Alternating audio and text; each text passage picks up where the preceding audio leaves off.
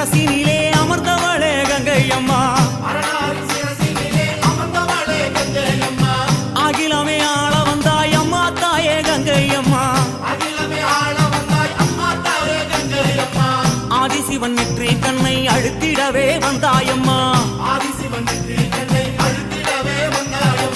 பரமனோட சிரசினிலே பாங்குடனே அமர்ந்தாயம்மா கங்கையம்மா தேவி நீ கண்ண தோர தாயி